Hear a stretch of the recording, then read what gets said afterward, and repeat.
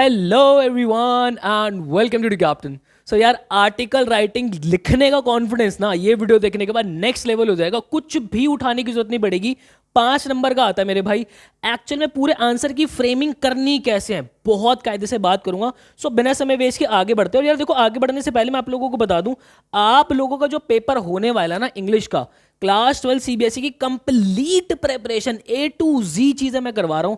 आपके line by line explanation सारे ही chapters के यहां पे डाल चुका हूं। उसी के साथ में डेट वाइज चल रहा हूं पैरेलली कि हर एक चैप्टर के मोस्ट इंपॉर्टेंट क्वेश्चंस और उसकी समरी प्रॉपर करवा रहा हूं। रीडिंग कॉम्प्रिहेंशन जो है प्रॉपर पूरी प्रैक्टिस करवा चुका हूं। नोटिस राइटिंग डाल चुका हूं। इनविटेशन आ चुका है। लेटर टू एडिटर आ चुका है। जॉब एप्लीकेशन आ चुका है। आज आर्टिकल राइटिंग डाल रहा हूं।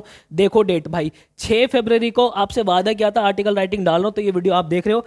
कल रिपोर्ट राइटिंग आ जाएगी और हमारा राइटिंग सेक्शन भी कंप्लीट हो जाएगा। कंप्लीट प्रिपरेशन होगी और एंड डेज के अंदर जब मेरा सिलेबस खत्म होगा, एंड डेज के अंदर भाई ऐसी वन शॉट रिविजन कराऊंगा, आपको कहीं भागने की जरूरत नहीं पड़ेगी। बाकी आपका कोई भी डाउट होता है भाई, टेलीग्राम ग्रुप ज्वाइन कर लो, डिस्क्रिप्शन बॉक्स के अंदर लिंक है। बच्चे वहां पे अपने डाउट्स बहुत जो है वो क्लियर करते हैं। चलो यार, अब एक्चुअल में आर्टिकल राइटिंग को अगर मैं मांझने को समझू ना, ये एक्चुअल में हमारे पास ऑप्शन के अंदर आता है। किसके साथ आता है? देखो, 6 नंबर का क्वेश्चन होगा हमारा ये, ठीक है। हमेशा ध्यान रखना, 6 नंबर पे ही हमें आर्टिकल राइटिंग देखने को मिलेगा हमारे पेपर के अंदर। अरे ये पेन का ही नहीं चल रहा भाई, ठीक है। देन उसके साथ हमें रिपोर्ट राइटिंग भी होती है और आर्टिकल राइटिंग भी होती है। आज मैं आपको आर्टिकल राइटिंग करना सिखाऊंगा, फिर कल मैं आपको रिपोर्ट राइटिंग करना सिखाऊंगा। फिर दोनों का टॉपिक आप देख के जब आपका एग्जाम होगा, जो आपको बेस्ट वैल्यू पॉइंट्स निकाल के दे रहा होगा उसको आप कर देना। अब एक्चुअल में हमें करना क्या है, ये देखो, 120 से 150 वर्ड्स के बीच में हमें लिखना होता है। इसके मार्क्स हमें कैसे मिलते हैं? सबसे पहले तो इसका फॉर्मेट 1 नंबर का फॉर्मेट होता है। मैं आपको बताऊंगा कैसे करना होता है। बच्चे बड़ी गड़बड़ कर देते हैं, बाय लाइन को राइट में लिख देंगे, टाइटल को मिड में नहीं लिखेंगे। मैं सारी बातें करूंगा। उसके बाद आपके ऑर्गेनाइजेशन ऑफ आइडिया का 1 नंबर होना चाहिए। 1 नंबर है मतलब कि ऑर्गेनाइजेशन ऑफ आइडिया का क्या मतलब हो गया कि भाई जो आपका आंसर है ना, उसमें आइडिया ऐसे नहीं कि कंक्लूजन ही सबसे पहले स्टार्ट कंक्लूजन से ही हो रहा है, वो नहीं होना चाहिए, ठीक है। फिर उसके बाद आपका कंटेंट जो आप लिखोगे वो कंटेंट, और उसके बाद आपका 1 नंबर जो है वो ग्रामर का है। तो टोटल आपका 5 नंबर का आर्टिकल राइटिंग है। बिना समय वेस्ट के अब आगे बढ़ते हैं। सबसे पहले देखो, अगर मैं पूरे इसका फॉर्मेट की बात करता हूं भाई, देखो मैं आपको पर्सनली कह रहा हूं, जो आपकी शीट इस तरीके की आती है ना, आप क्या करके रखते हो, यहाँ पे थोड़ा सा मार्जिन बना के रखते हो, ठीक है। बना के भी रखना, आर्टिकल राइटिंग में यहाँ पे मार्जिन बना के रखना, क्योंकि थोड़ा सा स्पेस मिल जाता है, अच्छा लगता है। बाकी तुम समझ रहे हो क्या कह रहा हूँ, थोड़ी लाइनें भरी भरी दिखती है, ठीक है। आपने क्या किया, यहाँ पे एक मार्जिन आपका यहाँ लगा हुआ, ये रहा हमारा बीच का प्यारा सा स्पेस, ठीक है। यहाँ पे तो ऑलरेडी लग के आता है, यहाँ पे हम पेंसिल से रफ वर्क के लिए लगा देते हैं। तो यहाँ पे हम लिखेंगे अपना आंसर नंबर 6 कायदे से। और ध्यान रखना, आर्टिकल राइटिंग कर रहे हो, ऐसा मत कर देना कि पेपर मेरा इतना ही हुआ है खाली, यहीं से आर्टिकल राइटिंग शुरू कर दे। ये कंजूसी मत कर देना भाई, फ्रेमिंग नहीं बनेगी, टीचर को चेक करने में मजा नहीं आएगा। तो ये सब हरकतें तो बिल्कुल भी मत कर देना, ठीक है। अब उसके बाद तुम्हें करना क्या है, यहाँ पे सबसे पहले लेफ्ट हैंड साइड जो ये राइट हैंड साइड पे जो तुम रफ वर्क करोगे ना, इसका थोड़ा बेस्ट यूज करना। बेस्ट यूज कैसे करोगे, जो भी तुम्हारे पास जो आएगा, मतलब जो भी तुम्हारे पास टॉपिक होगा, उसका टाइटल हमें फ्रेम करना सबसे ऊपर, ये इन दोनों लाइन के बिल्कुल सेंटर में करना और कैपिटल लेटर के अंदर करना। और ऐसा करना कि भाई ऐसे आई कैचिंग हो के यार, अरे वाह, जैसे वो आजकल यूट्यूब पे देखते हो ना, टाइटल थंबनेल्स ऐसे लगे होते हैं कि तुम्हारा मन कर जाता है कि जाके क्लिक करो, और जाके तुम देखते हो कि क्या बोलते हो, खोदा पहाड़ निकली चुईया वाली वीडियो आ जाती है ना, वो आजकल यूट्यूब पे चलती है वीडियोस। सीयूईटी का पेपर साल में 2 बार होगा, बोर्ड्स आपके साल में 2 बार होंगे, सीयूईटी की बिग अपडेट, और बिग अपडेट कुछ होती नहीं, वही वाली हरकत है, तुम्हें थोड़ी सी यहाँ पे कर देनी है, ठीक है भाई। अब उसके बाद नीचे आ जाना, बिल्कुल सेंटर अलाइंड आपको बाय लाइन लिखने। बाय का मतलब क्या हो गया भाई, आपको क्वेश्चन में दिया होगा कि तुम अभिनव हो, या तुम सुरेश हो, तुम रमेश हो, तुम सीता हो, गीता हो, बबीता, जो भी हो, तो यहाँ पे आप लिख दोगे by Sita, by Babita, by Ramesh, उसके नीचे, ठीक है, बिल्कुल उसी के जस्ट नीचे। और ध्यान रखना, अगर तुम्हें क्वेश्चन के अंदर डेजिग्नेशन दिया होगा ना, तो वो डेजिग्नेशन भी तुम्हें लिखना है। बच्चे उसको नेग्लेक्ट कर देते हैं, फॉर्मेट का तुम्हारा आधा नंबर ऐसे ही कट जाएगा, ठीक है। अब उसके बाद आ जाओ, भगदड़ मत मचाना पूरे आर्टिकल के अंदर। कोशिश करना है कि हम मैक्सिमम 3 पैराग्राफ लिखेंगे। देखो 4 लिखोगे तो 5 के 6 नंबर तो मिलेंगे नहीं, तो क्यों फालतू की मेहनत कर रहे हो। 3 पैराग्राफ के अंदर चीजें समेटने की कोशिश करो। अपनी प्रैक्टिस इस तरीके से करना, जो तुम्हारा पैराग्राफ 1 होगा वो होगा हमारा इंट्रोडक्शन, ठीक है। अब इंट्रोडक्शन के अंदर ना तुम कुछ कोट्स जो होते हैं ना, मैं तुम्हें एक कोट की लिस्ट दे रहा हूं भाई। देखो मैं हल्के में प्रैक्टिस तुम्हारी करवाता ही नहीं। अगर मैं तुम्हें बोला ना कि स्टार्टिंग अपनी कोटेशन से करो, तो मेरे भाई मैंने आपसे वादा किया था कि मैं आपको कोट्स दूंगा। डिस्क्रिप्शन बॉक्स के अंदर ये बेस्ट एवर कोट्स डाल रहा हूं। ये मैंने 30 कोट्स जो आपके लिए सजा के रखे हुए, और ये एक्चुअल में 30 कोट्स इस तरीके से सजे हुए हैं जो कि डिफरेंट डिफरेंट जॉनरा जो है ना आपकी आर्टिकल राइटिंग का, ऑलमोस्ट ऑलमोस्ट मतलब ये लगा लो हर जगह जो है कोई ना एक निकल के आके फिट हो ही रहा होगा। तो जब भी आपको क्या करना है, प्रैक्टिस करो आर्टिकल राइटिंग की अभी बढ़िया से, डेली आर्टिकल राइटिंग जो है वो लिखो, और कोशिश करो कि स्टार्टिंग करो कि ये वाले जो तुम्हारे ईडियम्स है वो तुम ईडियम एंड फ्रेजेस स्टार्टिंग करो, वहां पे लिखो, और किसने लिखा है वो भी लिखो। उससे क्या पड़ेगा, इंपैक्ट पड़ेगा, वजन तुम्हारे आर्टिकल राइटिंग के अंदर आ जाएगा, एग्जामिनर क्या हो जाएगा, खुश। ठीक है, वो नहीं चलता था बंदा ऐसे करके हंसता था, टेढ़ा करके हंसता था, ठीक है, ऐसे ही हंसेगा वो एग्जामिनर। ठीक है भाई, तो यहाँ पे हमें कोटेशंस यूज करनी है सबसे पहले। अगर हमारे दिमाग में आ रहे, अब देखो खुद के साथ जबरदस्ती भी मत कर लेना, ठीक है, अगर टॉपिक ऐसा फंस गया तो। और या फिर आप जो है पैराग्राफ के अंदर जो है कुछ क्वेश्चन डाल सकते हो कि क्या तुम्हें पता है इस देश के अंदर ऐसा हो रहा है, ये बड़ा ही खराब है, इसका इम्पैक्ट इतना गंदा है, क्यों हो रहा है ये सब, ऐसे करके तुम जो है वो स्टार्ट कर सकते हो। ठीक है, देन उसके बाद जो हमारा पैराग्राफ 2 होगा, ध्यान रखना पैराग्राफ 1 खत्म हुआ, 3-4 लाइनें आपने लिखी, उसके अंदर एक लाइन का स्पेस छोड़ देना, उसके बाद दूसरी लाइन से अपनी मेन बॉडी लिखना। उसके अंदर तुम क्या करोगे, जो भी टॉपिक होगा उसके कुछ फैक्ट्स लिखोगे, कुछ फिगर्स गिवन है तो वो लिखोगे। देखो हमेशा से ना मैं आप लोगों को एक चीज कहता हूं, वैसे तो आपको आर्टिकल राइटिंग के साथ ना कुछ इमेजेस, कुछ फैक्ट्स एंड फिगर आजकल जो है वो मिलने लग गए हैं, बट कोशिश करना कि तुम जब कभी भी राइटिंग सेक्शन कर रहे हो ना, उससे पहले एक बार अपना रीडिंग कॉम्प्रिहेंशन जरूर पढ़ लेना।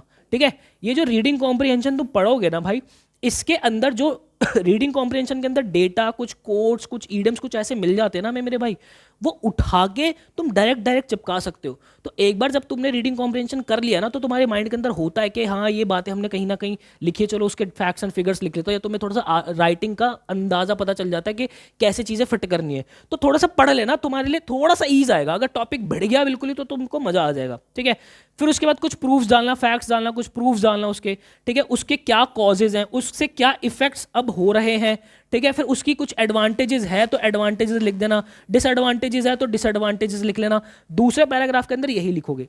तीसरा पैराग्राफ ना तुम्हें चीजों को कंक्लूड करता हुआ दिखाना है। अब वो कंक्लूड एंड के अंदर तुम क्या कर सकते हो, या तो तुम वार्निंग के ऊपर छोड़ सकते हो कि अगर ऐसा ही इस देश के अंदर चलता रहा तो वो दिन दूर नहीं है जब धरती पे पानी बचेगा ही नहीं। हेडिंग डाल रखिए सेव वाटर।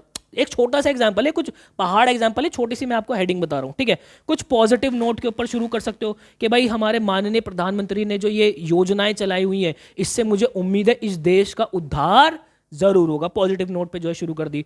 या तो तुम जो है एंड जो है अपना किसी रिक्वेस्ट पे कर सकते हो कि भाई मेरे पूरे देशवासियों से जो है वो रिक्वेस्ट करता हूं मैं, मेरा सबसे निवेदन है कि आप लोग अपने घर के अंदर जो है वो पानी बचाना शुरू कर दो। मैं जस्ट एक छोटा सा एग्जांपल लेके बता रहा हूँ। या फिर आप एक होप दिखा सकते हो कि भाई मुझे ऐसी होप है कि हाँ अभी ये जो चीज़ें चल रही है देश के अंदर, ये आगे सुधार जरूर लाएगी। या फिर ये नेगेटिव होप भी दिखा सकते हो कि अगर इस कदर ही चलते रहे तो वो दिन दूर नहीं जब बर्बादी तय है। समझ रहे हो, ऐसे करके तुम ये कंक्लूजन के ऊपर लिख सकते हो। तो तीन पैराग्राफ के अंदर चीजें बांटो। अब देखो चीजों को विजुअलाइज कैसे करना है, ठीक है, कैसे लिखनी होती है चीजें। तुमने ये पकड़ा टॉपिक कि हाँ भाई टॉपिक आ गया, क्या है मैं भी देख लेता हूं जरा। Advertisements have become a big business, ठीक है, they are promoted by celebrities drawn from various field like film, sports, ETC, leaving their influence on all people specially the young. You are Abhinav Ramisha, head boy या फिर head girl of युवा शक्ति public school, right an article 120 से 200 words के अंदर, the impact of advertisements on the younger generation. तो हमें जो एडवर्टीजमेंट आजकल होती है उसका यंगर जनरेशन पर क्या इंपैक्ट पड़ता है, हमें वही जो है वो बताना है। जैसे कि मैं अक्सर आप लोगों को अपनी वीडियोस के अंदर ये बोलता हूँ कि यूट्यूब पर इन दिनों जो है इतना नेगेटिव जो है लोग अपने टाइटल थंबनेल्स डालने लगे, इतनी खराब वो चीज़ें डालने लगे कि आपकी लाइफ में कहीं ना कहीं वो जो बहुत बड़ी एंजाइटी है ना, जो चिंताएं आप लोगों को होती है, वो जो प्रेशर एकदम से आता है, वो हो आजकल यूट्यूब की वजह से ही रहा है। क्यों? क्योंकि होता क्या है कि आपको वो टेम्पटिंग थंबनेल्स इतने दिखते हैं कि जो समय आपको पढ़ाई के अंदर लगाना चाहिए ना, अब नहीं लगाते, उन कैचिंग थंबनेल्स को जो है क्लिक करते रहता है। वो क्या है, एक तरीके की एडवर्टीजमेंट ही तो है ना, वो भी वही एक तरीके का वही तो है कि भाई आपको दिखा, आपको बस उनको तो बस क्लिक करवाना है।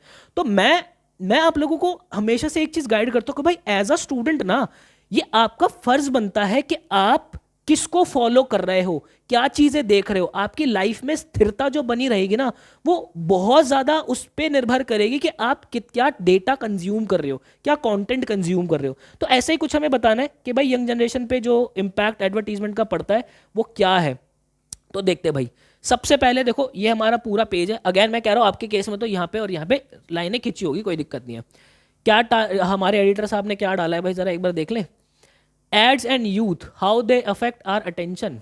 एड्स एंड यूथ, नहीं नहीं यार, ये तो बड़ी गंदी जो है वो लग रही है मुझे।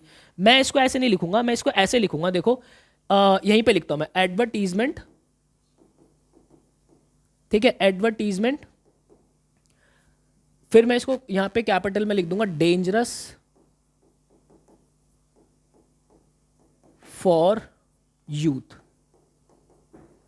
ठीक है भाई, बात है समझ में, advertisement colon dangerous for youth, मैंने लिख दिया।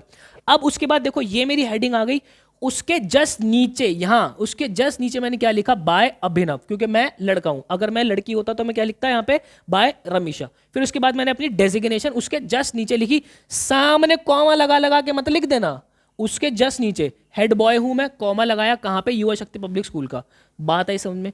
उसके बाद मैंने क्या पिक किया, मैंने क्या एक कोट डाला कि a good advertisement is one which sells the product without drawing attention to itself. और ये किसने लिखा है, वो भी मैंने यहां पे डाल दिया कि भाई एक अच्छी एडवर्टीजमेंट वही होती है जो कि लोगों का ध्यान ना जाए कि ये एक एड चल रही है, बट फिर भी जो है लोगों को लोग अपना प्रोडक्ट जो है आप सेल भी कर दो, लोगों को पता भी ना चले कि मैंने एक ऐड देखी है। ये एक एडवर्टीजमेंट बहुत अच्छी होती है। ठीक है, तो सबसे पहले मैं इसकी ओपनिंग मारूंगा, फिर मैं यहां पे इसके कॉज एंड इफेक्ट्स बताऊंगा, या फिर मैं कुछ ऐसा एक एग्जांपल ले लूंगा जो कि रियल लाइफ से जो है रिलेट कर रहा हो। बट ध्यान रखना, रियल लाइफ के अंदर अगर आप किसी का एग्जाम्पल उठा रहे हो, खासकर पॉलिटिकल लीडर्स का, अवॉइड करना पॉलिटिकल लीडर्स का जो है वो एग्जाम्पल उठाना, क्योंकि हो सकता है जो आपका माइंडसेट हो ना उस पॉलिटिकल लीडर को लेके, वो एग्जामिनर का ना हो, एग्जामिनर आपके विपरीत हो सकते हैं। तो फालतू के नंबर मत कटवाना, जैसे कि आपने नरेंद्र मोदी के बारे में कुछ पॉजिटिव इंपैक्ट लिख दे यहाँ पे कि भाई वो अच्छा कर रहे हैं,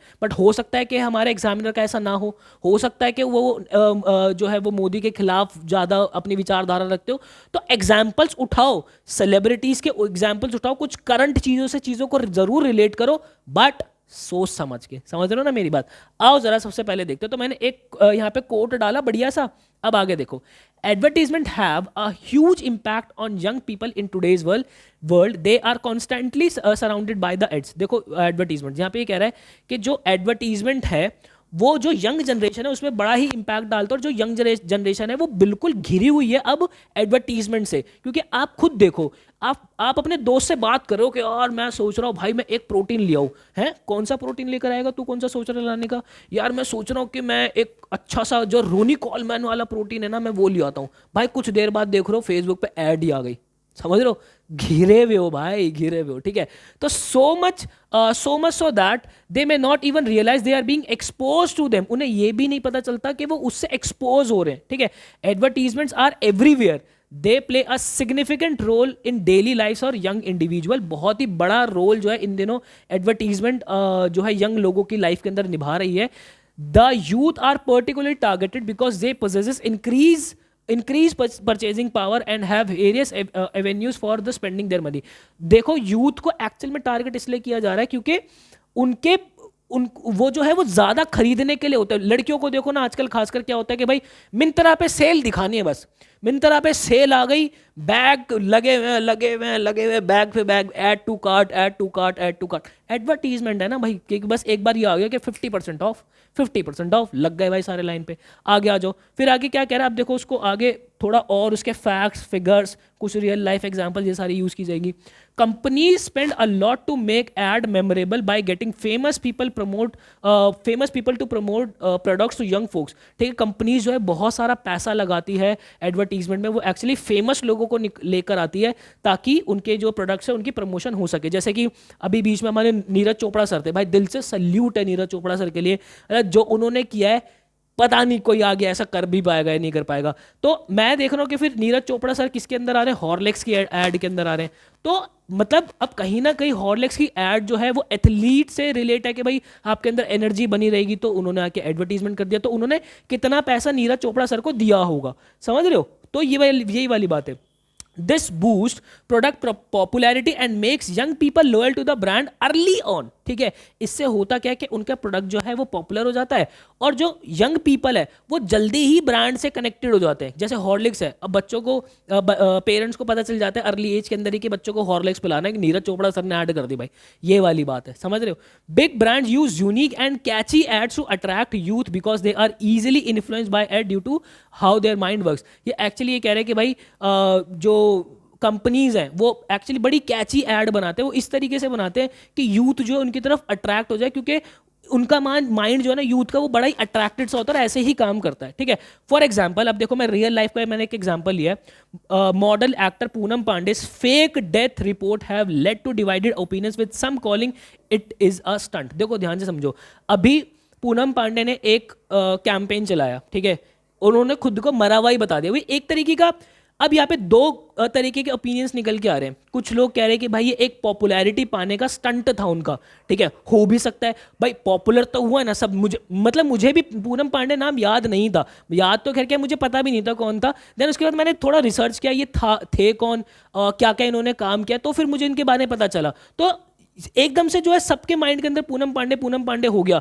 जो बड़े बड़े एक्टर्स है उन्होंने अपने जो है प्रोफाइल पे जो है डाल दिया, ट्विटर पे जो है ट्वीट्स कर दिया कि पूनम पांडे वो अब नहीं रहे हैं हमारे बीच में। और ये कितना बड़ा स्टंट था, एक तरीके की एडवर्टाइजमेंट कर दी। तो हो सकता है खुद को पॉपुलर करने के लिए उन्होंने ये स्टंट किया। और दूसरे कह रहे हैं कि भाई ये जो है एक अवेयरनेस, सर्वाइकल कैंसर का जो अवेयरनेस है उसको प्रमोट करने के लिए उन्होंने ऐसा किया। बट है तो एक तरीके की एड ना, तो अब ये कितनी मतलब किस लेवल पे ऐड चली गई आप खुद देख रहे हो। तो ये कितना रिलेट कर दिया मैंने आज वाली चीज से ही। ऐसे ही कोई इंसिडेंसेस करंट अफेयर से अगर आप चीजों को रिलेट करोगे, अगेन कह रहा हूं मैं यहाँ पे, अगर पीएम मोदी सर की कुछ चीजों को रिलेट कर देता भाई, तो हो सकता है कि एग्जामिनर जो है मेरा पेपर भी फाड़ देता। जहां मेरे 80 में से 80 आने थे मुझे 60 पे आके रोक देते, समझ रहे हो। तो भाई समझ के रखना, ये तुम्हारे मेरे बीच की बात है।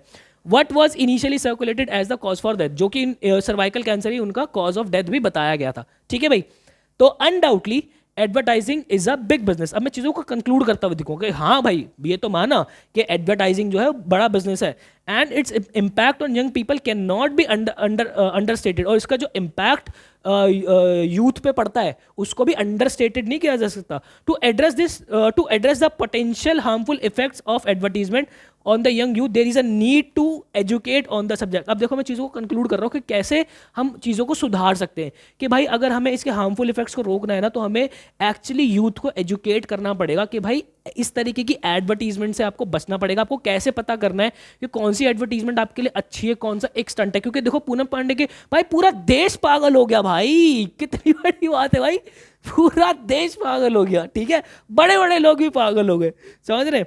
उसको क्या कहते हैं, उसको बोलते हैं मीडिया लिटरेसी। अगर आप किसी को एजुकेशन दे रहे हो एडवर्टीजमेंट के ऊपर, उनके हार्मफुल इफेक्ट्स के ऊपर, इसको मीडिया लिटरेसी कहा जाता है। This teaching is called media literacy. अच्छा मैंने कर दिया, this teaching is called media literacy. When young people understand how ad works and what they do, it helps them to make smart choices, not overly influenced by ads. ये education जो है उन्हें help करेगी उनकी life के अंदर smart better choices लेने के लिए। इस तरीके से आपको जो है वो आंसर राइटिंग करनी है। ठीक है भाई, और आप लोगों को हमारा, मैं हमेशा से आप लोगों को जो है ना एक वो देता हूँ भाई, हमेशा से आप लोगों को एक नारा जो है हमेशा देता हूँ भाई, ध्यान रखना। ठीक है, वो नारा हमारा पता है क्या है, वो नारा है हमारा एक हैशटैग है भाई, रियाज ही राज है। ध्यान रखना, रियाज ही राज है। ठीक है, ये जो आपके मार्क्स के अंदर भाई, आपकी रिपोर्ट कार्ड के अंदर जो मार्क्स आपके चमकेंगे ना, उसके पीछे सिर्फ और सिर्फ एक ही राज होगा, वो है तुम्हारा रियाज जो इन दिनों कर रहे हो। तो रियाज में कमी मत आने देना, ईश्वर तुम्हारे नंबर के अंदर कमी नहीं आने देंगे। आई होप आपको क्लैरिटी मिली होगी। ऐसी बेस्ट ऑथेंटिक जेन्युइन वीडियोस हमेशा आपके लिए बनाऊंगा। कमेंट सेक्शन के अंदर प्यार बरसाना। मिलता है किसी नेक्स्ट वीडियो के अंदर, मुझे दीजिएगा इजाजत। Till then bye bye and take care.